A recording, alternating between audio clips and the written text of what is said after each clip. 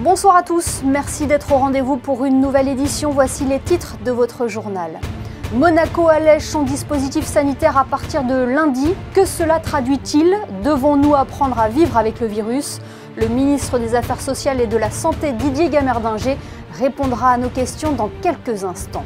Ce jeudi 11 mars correspond à la journée nationale en hommage aux victimes du terrorisme. Une cérémonie a eu lieu à la Maison de France en présence de 2 rescapés de l'attentat du Bataclan. Nous avons recueilli leurs témoignages. Le Café de Paris fait peau neuve. Les travaux ont débuté il y a quelques jours. Vous découvrirez dans ce journal le nouveau visage de cette institution en principauté. Puis nous recevrons Thierry Heim. L'équipe de l'entraîneur de l'Étoile de Monaco affronte Lille demain en top 12, l'élite de la gymnastique française. Il nous présentera les enjeux de cette 3e journée de championnat. Dans ce journal également les métiers du numérique, un secteur porteur et l'ouverture du festival Printemps des Arts. Fin du port du masque à l'extérieur, fin du pass sanitaire. À partir de lundi, Monaco assouplit son dispositif pour faire face à l'épidémie de coronavirus. Bonsoir Didier Gamerdinger. Bonsoir Émilie. Que devons-nous comprendre à travers l'allègement des mesures sanitaires? Est-ce que la 5e vague est derrière nous aujourd'hui? Alors tout le monde aura compris que la situation s'est très nettement améliorée. C'est bien plus favorable que ce que nous avons connu en début de cette année, par exemple. Pour autant, les médecins nous disent que la situation n'est pas définitivement derrière nous. Donc nous avons pu, dans un contexte qui était globalement favorable, alléger progressivement les mesures de freinage. Pour autant, il faut rester attentif, parce que vous l'avez vu, nous connaissons en ce moment un petit rebond épidémique, de même qu'un nombre d'admissions au CHPG qui a légèrement augmenté ces derniers jours. Voilà, même si la tendance est à la baisse, il faut tout de même encore rester vigilant. C'est exactement cela. Globalement, une tendance à la baisse, à la fois chez nous et chez nos voisins, italiens et français. Pour autant, nous savons que les gestes barrières demeurent pertinents. Il faut continuer à être mobilisé et à se protéger chaque fois que c'est nécessaire, chaque fois en particulier que nous sommes très proches les uns des autres. Et Monsieur le Ministre, la vaccination reste la solution encore aujourd'hui ? Alors la vaccination a démontré son efficacité incontestablement, a permis de protéger nos populations résidentes et salariées de manière très efficace, on l'a vu. Donc oui, la vaccination est le moyen pour nous aider tous à sortir de la situation que nous connaissons. Didier Gamerdinger, 2 ans après, maintenant qu'on en sait plus sur la Covid qui nous a tous surpris et chamboulé notre quotidien, est-ce que l'on gère différemment les choses ? Alors nous avons heureusement depuis 2 ans plus de recul, donc les soignants ont une connaissance plus précise et plus fine de cette pathologie.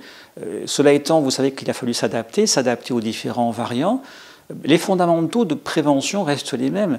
On vient de le dire, la vaccination d'un côté, de l'autre les gestes barrières qui ont fait la preuve de leur efficacité. Alors c'est vrai qu'à certains égards on peut considérer que c'est une petite contrainte, mais d'un autre côté, on doit regarder en face la réalité et ce sont des dispositifs qui nous accompagnent efficacement pour lutter contre l'épidémie.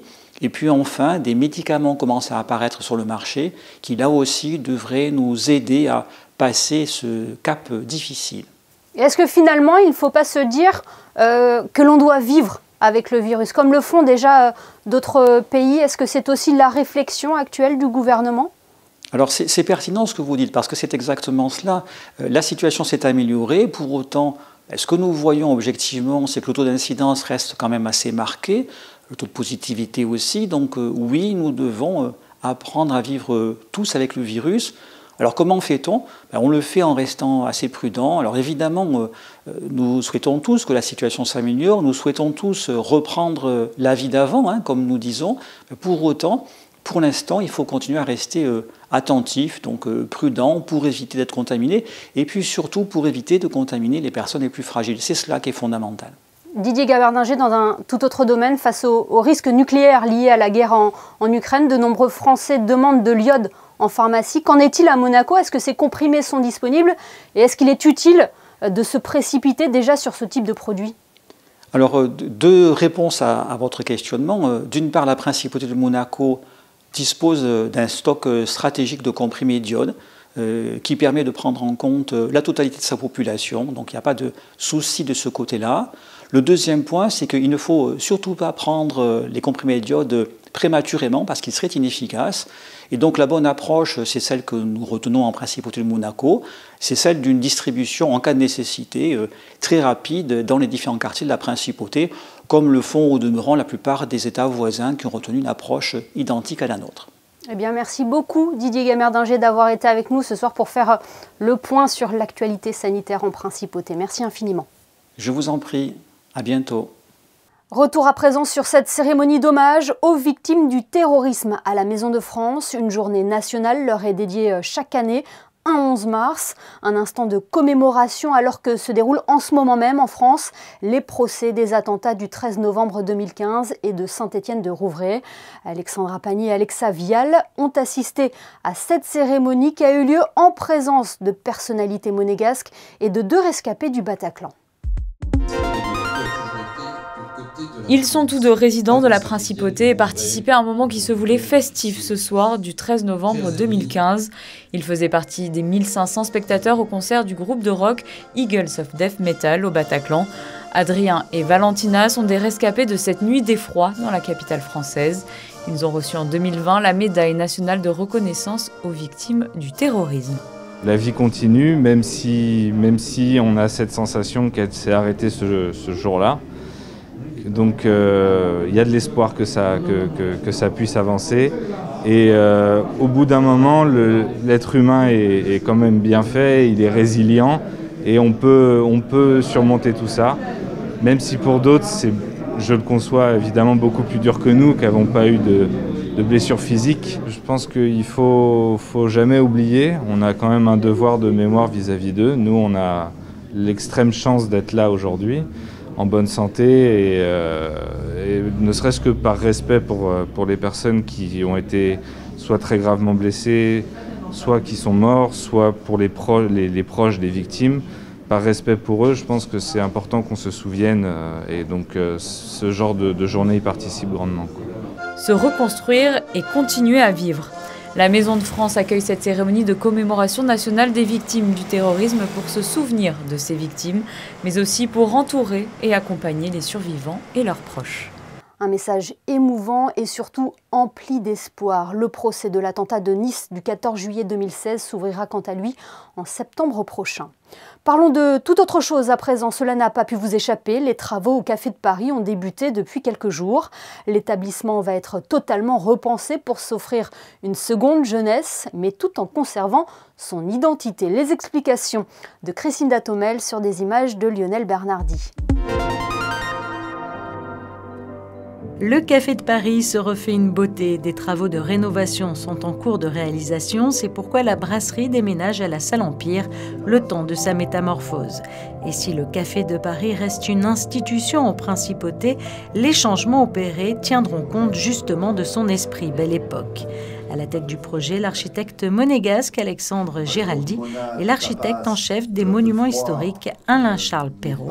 L'âme du Café de Paris sera donc bien préservée. On fait 2 choses en fait. On harmonise un peu l'ensemble de la façade parce que quand vous le regardez de la place, ça passe encore. Mais quand vous le regardez du One Monte Carlo ou de l'Hôtel de Paris, il n'y a pas un bout qui va avec l'autre. Ça a été fait par raccro, par rajout et c'est pas homogénéisé. Donc 1, on l'homogénise et 2, on comble les espaces qui aujourd'hui ne sont pas utilisés, c'est-à-dire en gros, quand vous regardez le Café de Paris, la partie droite, et on remonte là d'1,5 étage pour revenir au niveau de la partie gauche du bâtiment actuel. Donc, on le garde dans son jus. La brasserie du Café de Paris s'étendra donc sur 2 étages et un nouveau concept venu tout droit de Madrid et qui a déjà vu le jour à Londres et à Dubaï sera implanté sur le rooftop de l'établissement, le restaurant Amazonico. Amazonico, c'est une cuisine sud-américaine, plutôt un peu plus viande que poisson, mais quand même, il y a du poisson. Mais surtout, ce qui nous a séduit dans le concept d'Amazonico, c'est la présence de plusieurs ambiances au sein du même restaurant. Par exemple, si vous allez chez Amazonico à Dubaï, il y a un demi-étage qui est un sushi bar. Ça reste Amazonico, mais si vous voulez manger des sushis, vous allez manger des sushis. Donc je pense que chez nous, ici, ils vont faire aussi plusieurs ambiances. Une partie un peu décontractée, une partie un peu plus festive. Il y a, par exemple à Londres, ils ont un petit coin très formel avec un quartet de jazz toute la nuit. Donc ils arrivent à créer plusieurs ambiances dans le même espace. Plusieurs boutiques de luxe viendront compléter l'offre déjà présente à Les François Blanc, un projet qui prévoit donc 800 mètres carrés de nouvelles surfaces commerciales, un étage supplémentaire d'une surface de 1000 mètres carrés pour le Café de Paris, même condition pour le rooftop et ses terrasses. Après 15 mois de travaux, les 10 000 mètres carrés utiles du bâtiment actuel atteindront donc une superficie totale d'environ 13 000 mètres carrés, un projet qui devrait voir le jour fin juin 2023.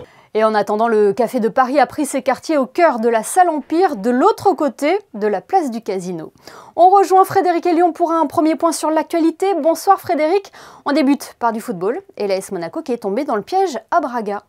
Bonsoir Émilie, effectivement, mauvaise opération pour les joueurs de Philippe Clément. Au Portugal, une défaite 2-0 à Braga à l'occasion du 8e de finale aller de Ligue Europa. Un premier but encaissé très tôt, dès la 3e minute, un second en toute fin de rencontre à la 89e. Entre-temps, Monaco a marqué 2 buts, refusé pour hors-jeu, a eu de nombreuses occasions, mais a manqué de réalisme. Match retour jeudi prochain au stade Louis II. Sport toujours avec ce bel accomplissement en tennis de table. Xiaoxin Yang intègre le top 20 mondial. La pongiste monégasque médaillée d'argent aux Jeux méditerranéens à Tarragone et multiples médailles d'or aux Jeux des petits États d'Europe rentre dans le cercle très fermé des 20 meilleures joueuses du monde après être redescendue à la 340e place suite à la naissance de sa fille. Et on termine par cet événement de la Fondation Princesse Charlène de Monaco au Yacht Club hier soir.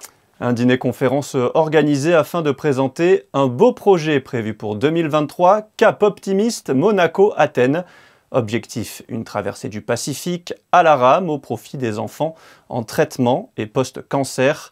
Le prince Albert II était présent, tout comme Stéphanie Barnex, recordwoman de traversée en paddleboard, qui est venue présenter ce projet avec son équipe. Oui, Stéphanie Barnex, qui était notre invitée mercredi, retrouvez d'ailleurs son entretien sur nos réseaux sociaux. Demain, l'Étoile de Monaco reçoit Lille en top 12. Les gymnastes monégasques ont bien débuté leur championnat après une victoire face à Monceau. Quel est leur état de forme avant leur match face aux Lillois? Comment abordent-ils la saison? Pour le savoir, nous avons contacté l'entraîneur de l'Étoile de Monaco. Bonsoir Thierry Heim.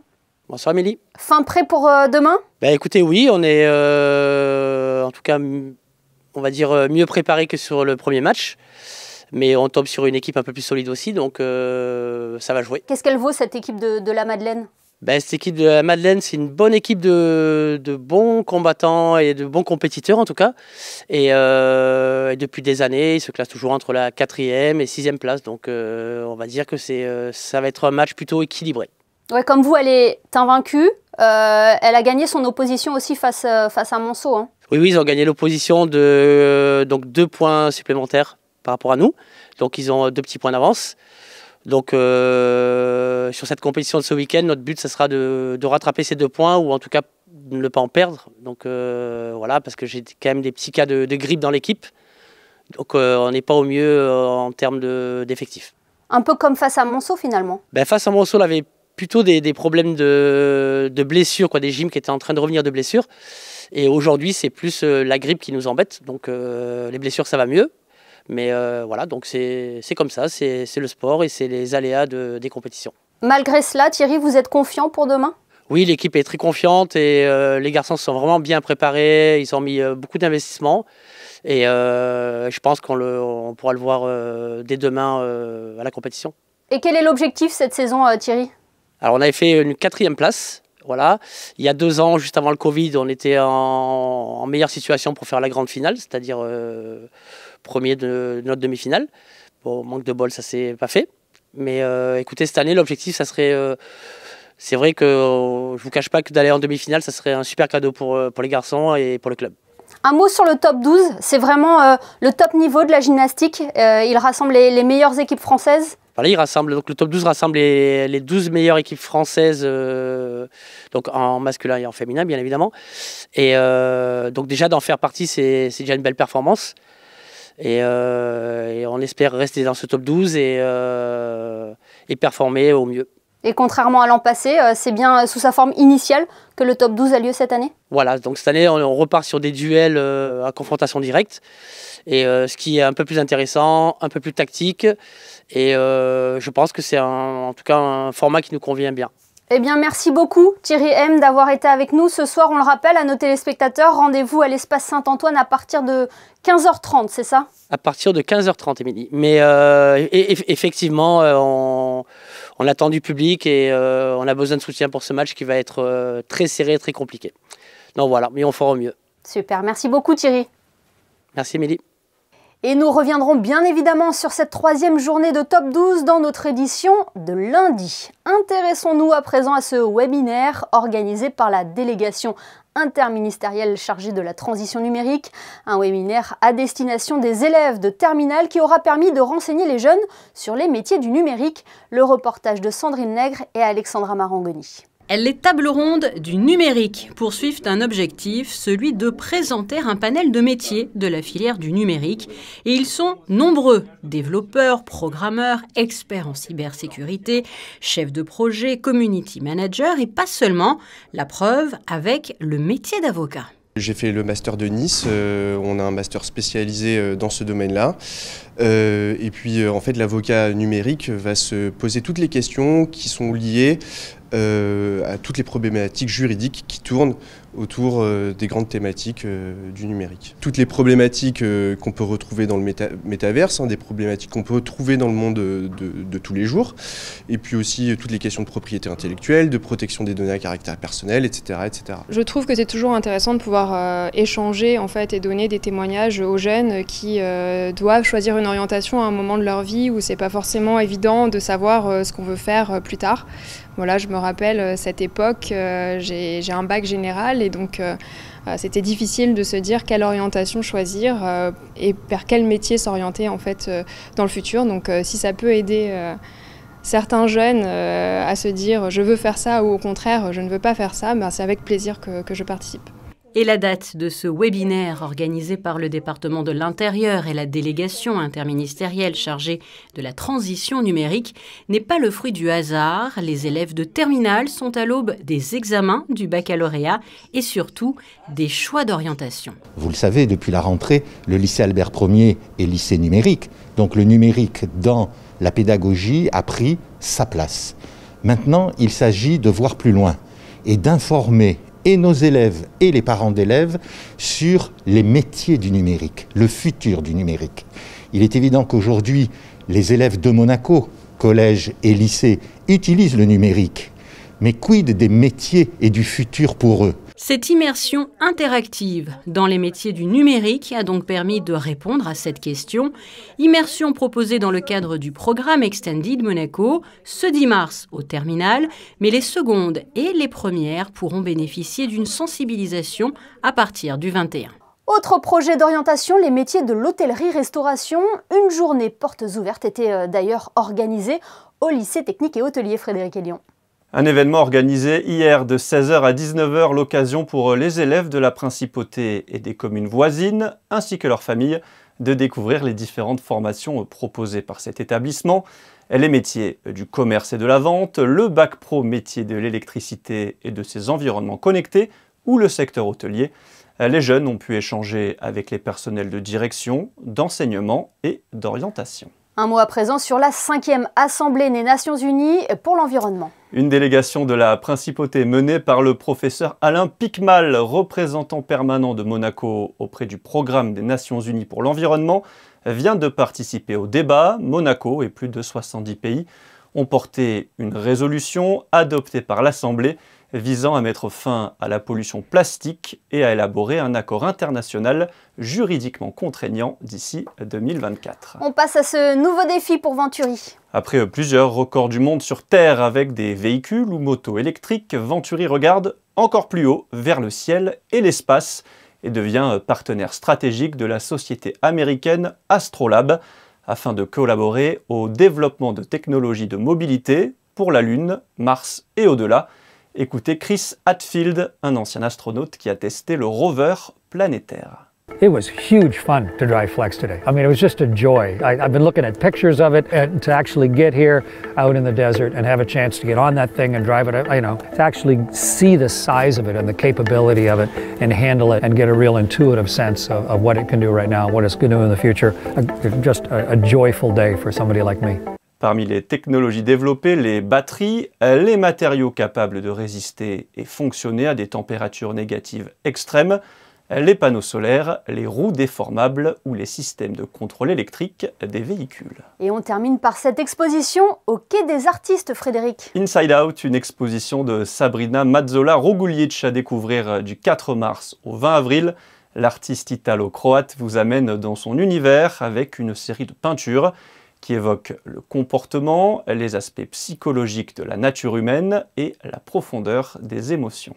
Merci Frédéric, on vous retrouve tout à l'heure pour les prévisions météo. Mais avant cela, le festival Printemps des Arts a été lancé hier à l'église Saint-Charles avec un concert mettant à l'honneur Guillaume de Machaut. Le reportage de José Sacré.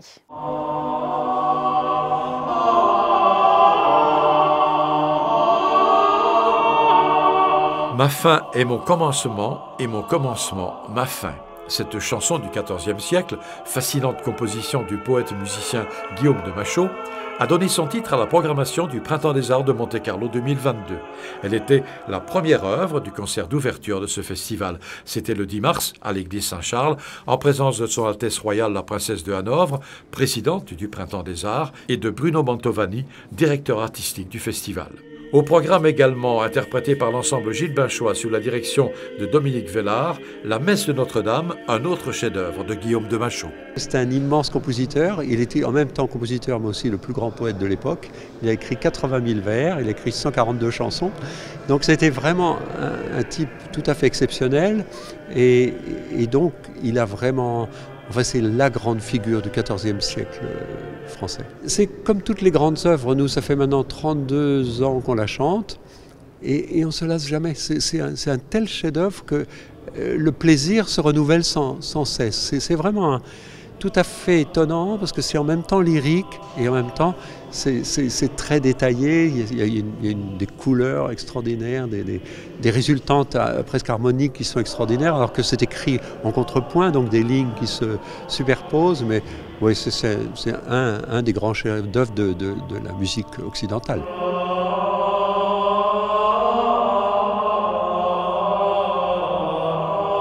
Prochain invité du Printemps des Arts de Monte-Carlo, le pianiste Jean-Yves Bavouzet. Il donnera 3 concerts du 11 au 13 mars à l'Auditorium, au Musée océanographique et à l'Opéra de Monte-Carlo. Et retrouvez l'intégralité de la programmation du Festival Printemps des Arts sur le site officiel de l'événement, le www.printemps-des-arts.mc. Place à vos prévisions météo. Quelle est la tendance pour le début du week-end, Frédéric ?